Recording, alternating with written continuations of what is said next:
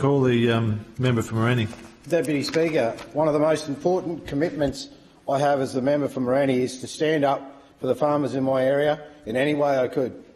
Over the past 7 years, we have seen farming in Queensland being slowly strangled by the Qld Government, all brought to us as courtesy of political technocrats with zero understanding of farming and zero empathy for farmers. The increasing restrictions being put on the farmers' land and water use is having a disproportionate impact on livestock farms that are low input, extensive systems with a light touch on the environment. Queensland beef farmers have been using improved farm management practices to reduce nutrient and chemical usage as farm runoff for over a decade now. Any further restrictions on their land and water use would critically undermine the industry's viability. Article 2 of the Paris Accord specifically prohibits countries from restricting food producers. This agreement aims to strengthen the global response to the threat of climate change in a manner that does not threaten food production.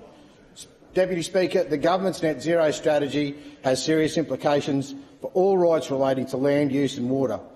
For a start, it will involve carpeting our rural and regional landscape with wind turbines and solar farms, and a good example of that is Marlborough. We're worried about the bat population there. This will devastate not only Queensland's visual environment but the fertility of the land itself. Should the land later need to be reclaimed for farming, and the costs of making it fertile again would be astronomical and could take years. The end result of this transition to net zero will be a decline in lifestyle and transfer of the people from low-density rural regions to crowded and city suburban apartments. The implications go well beyond lifestyle, however. Farms are being taken out of production and feral pest populations are exploding. I can tell you firsthand, I'm getting rid of pigs every day. I should mention here that if foot and mouth does get into Queensland, it's possible that farms within 3 kilometre radius, depending on how it gets there, would have to destroy all their livestock.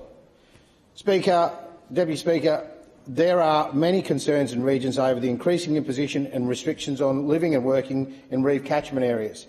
For centuries, the reef has experienced natural bleaching. This can be due to tropical cyclones, inland floods, dumping tonnes of fresh water onto the reef. However, the reef always recovers. AIMS just recently put out that we have record coral growth.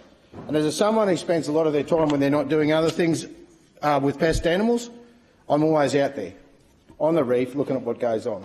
At the time of economic decline here in Queensland or right around the world, food shortages, broken supply chains and skyrocketing inflation, now is definitely not the time to crack down on farmers even more.